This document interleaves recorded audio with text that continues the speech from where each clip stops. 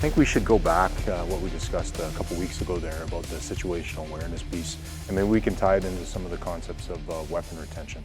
So kind of going back to some of the things you discussed that last time, what do you think, if you had to narrow it down and define it, would be very mission critical for weapon retention? I think one of the things we're looking at is we're always trying to be ahead in time. So we're going to be looking at, are there threat cues? To me, it seems very unlikely that the person is not going to exhibit a cue. For example, target glancing, looking at the firearm in this case, or asking questions about the firearm. What type of gun is it? Because again, different firearms have different nuances. So it'll be, how is this person carrying themselves? Is this person appear the pattern of being somewhat relaxed, or are they on edge? What are they presenting? Right. And then I guess really what we have to think about is if an officer is armed and they're coming into these situations, they're armed on duty, essentially is we could potentially find ourselves in a gunfight in any one of these situations simply because we're bringing the gun to the situation. Would you agree with that assessment? Absolutely. It is always nice for an officer to have all these different response options, but it means there's at least one of these officer response options present in every encounter. So not only do we have to be very cognizant, but we have to be very aware of that and mindful of protecting that. And I want to talk to you too about some of the other systems that are out there in regards to weapon retention. I think some of the stuff that I've seen is really based on an absolute. So what I say is an absolute is every time an officer is in a situation with weapon retention, they draw their firearm immediately and they would discharge a round. Some of the issues that I see with that is depending on the situation, depending on the environment, depending on the context of the situation, training people to an absolute each and every time and really removing their ability to make a decision, I think is actually leading them down a bad path. Would you agree with that assessment?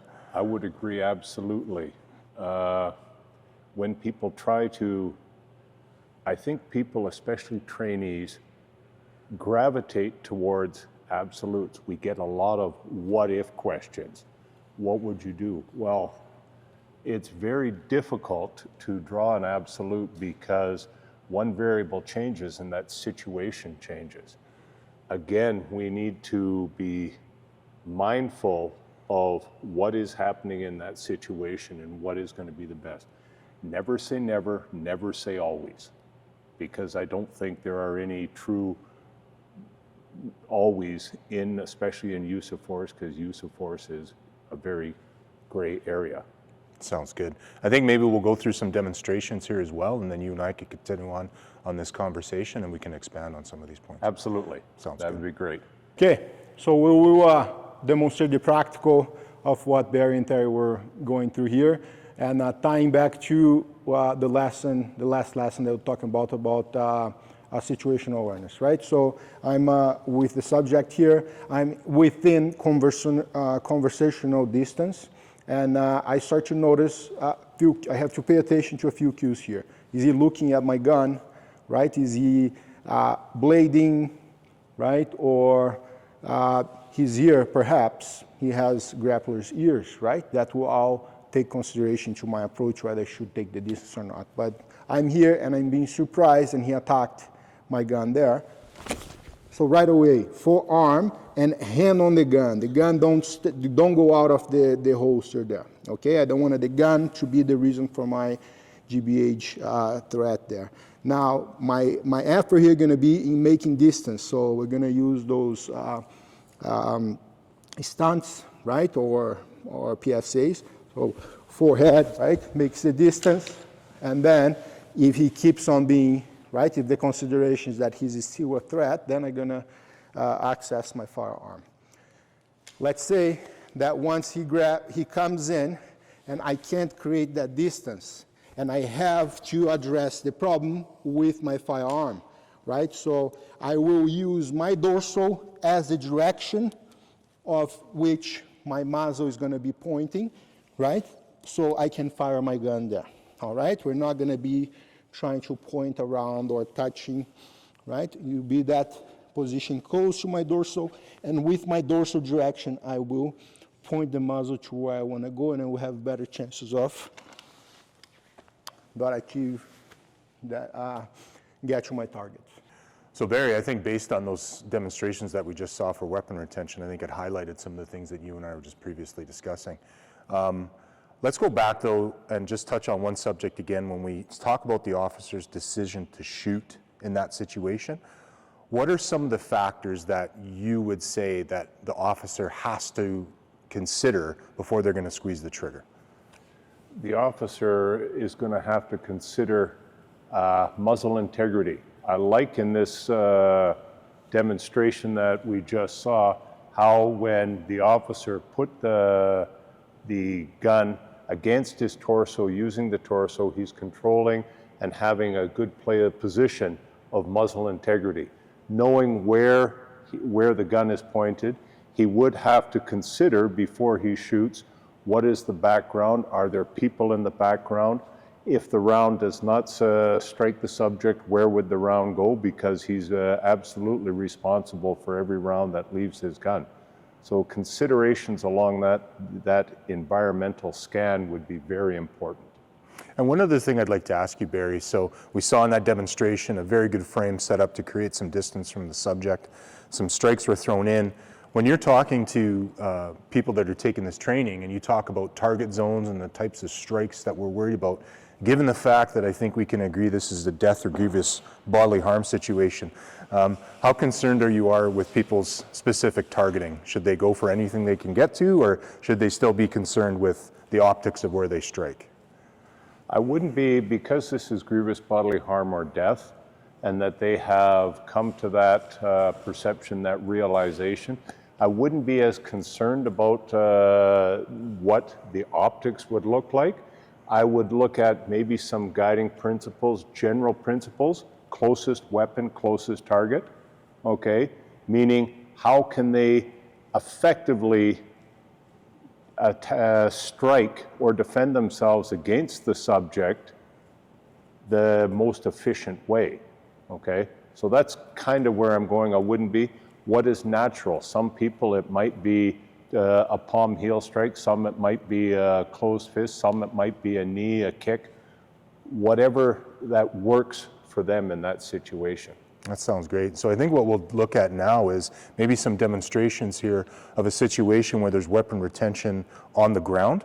Because as we know, as law enforcement officers, every time that we go to take somebody in custody or place them in handcuffs, we're essentially almost entering a grappling situation and we're initiating that. Would you agree with that assessment, I would agree with when you say entering a grappling, the potential is always there, and the distance to actually physically take control and successfully handcuff someone puts you in that distance where it could be turned into a grappling situation, yes. Well, that sounds good. I think we'll look at some applications of that in the ground fighting aspect. Okay, so to contextualize what Barry and Terry was talking about here, we're going to give another example when my gun is not the reason for the GBHF threat, right? Will be him choking me, for instance. Before I demonstrate that technique, I just want to show you a few things that are going to be considered while we're going there. So first of all, when the gun is out of the holster and we're in a grappling match, I want to make sure that I have full control of that gun and that I have control of the direction of the muzzle as well, right? Because when we're grappling here and we're fighting for our life, it's too much asking to have good aim and direction there while I'm handling the arm and trying to fight. So the preferable way that we like to do that is holding your palm against the top of the slide, holding with the bottom of your two fingers there, and covering your trigger, so no accidental disperse coming in. Right? In that position here, I wanted the gun rather close to my body than away. In that situation here, I'm going to be able to direct the muzzle away from my body, right, in a better direction towards where I want the aim to go. Sounds good?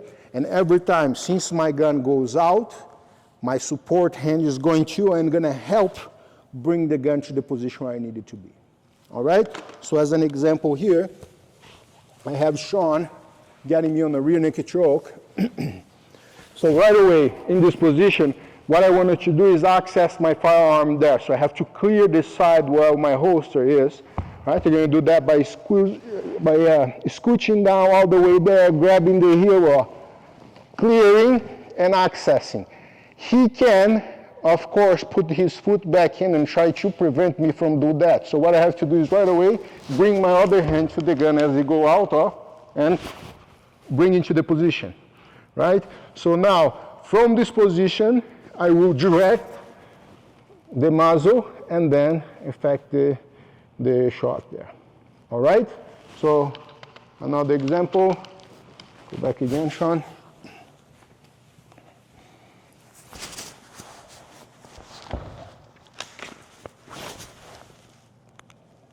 Another consideration here is I don't want to muzzle push against the meat, right? I'm going to take the gun out of battery.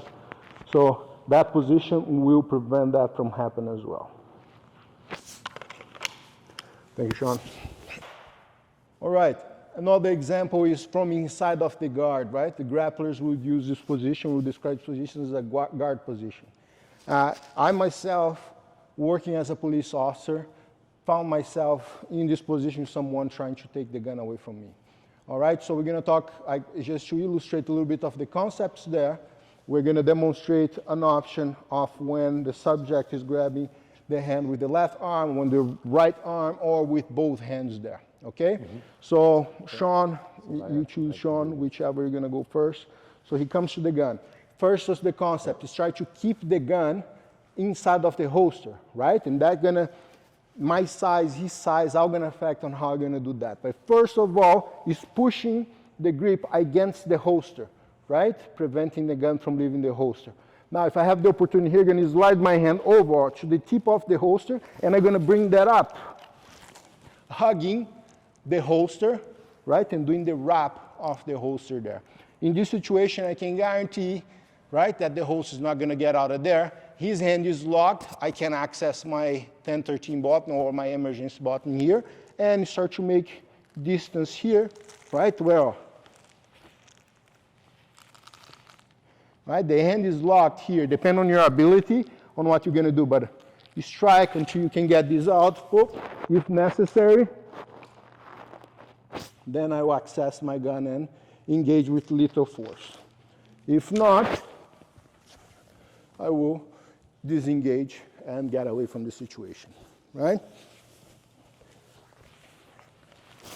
Now let's say that he grabs with the same side there on the gun, same side arm on the gun. Same thing, concept is always the same, right? Holding there.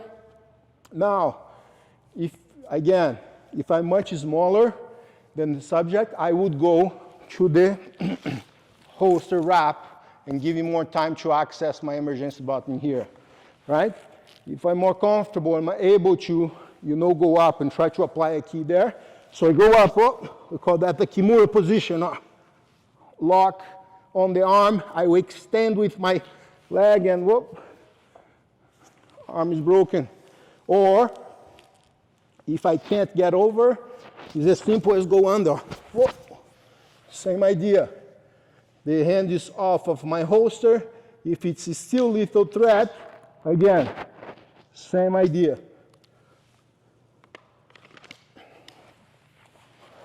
Last option, or last demonstration. There is countless options here of how somebody could attack your gun there. But now he has shot before, and he's coming with a proper grip on the gun there. So again, the same idea. Bringing, hold on, Sean, you didn't have lunch today, what? So he grabbed the gun, I'm gonna bring the tip up, right? So the gun is against my body, right? And I can't get out, so wrap again, start to make my distance, right? And then again. So the purpose of the demonstration today is to build on our lesson that we showed with the techniques for retention with a live firearm. Okay, we have here a clear gun, right? And first of all, the technique that we're going to be using is hand, palm on top of the muzzle. I'm gonna use my two smaller fingers underneath and in front of the trigger guard. The other two fingers is gonna be on top of my index, right in front of the finger guard. And my objective here is to keep the slide forward, okay? As we know that if the slide goes slightly back, my gun will go out of battery, all right? So the objective of that is keep the slide forward as well as protecting the finger guard, right? So nothing goes in there and there is no shots that I don't wish to send out of the muzzle, okay? So here we go.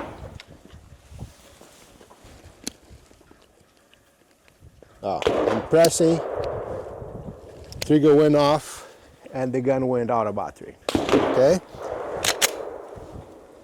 Again, I'll push, the slide is slightly off, right? Fully loaded gun, and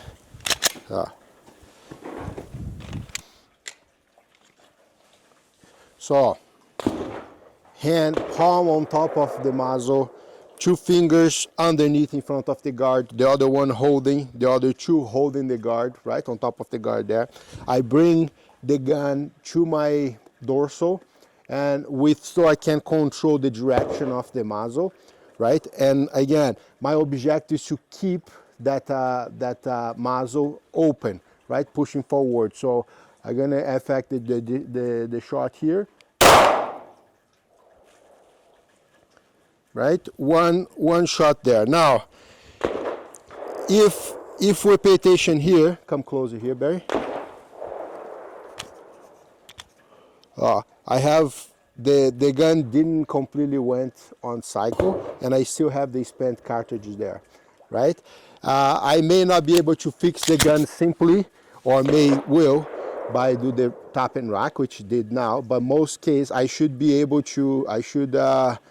Expect that that may not happen, okay? So again, I will hold my palm on top of the muzzle there, keeping the slide forward, holding and protecting the trigger guard and keeping that slide forward. Again, the direction of the muzzle is gonna be controlled by my dorsal, okay? And then I'm gonna affect the shot, okay? So again, the slide didn't cycle, right? So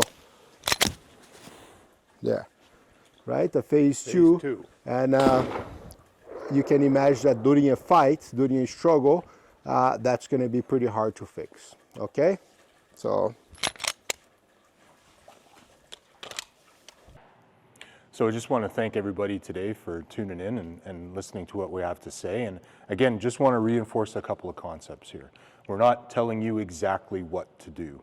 We're giving you options, we're creating this awareness. And once again, if there's anything else that I would reinforce, is there are no absolutes in this concepts or in this world of use of force. Barry, do you have anything to add? I would just add that what you've seen in the demos is almost like a snapshot. It's giving you an idea and whatever, and you can see a lot of part of the pieces to try and make it, but its training is much more in depth than that. And we will, if you train with us, we will take you to that place where you will have a good sense of confidence and competence.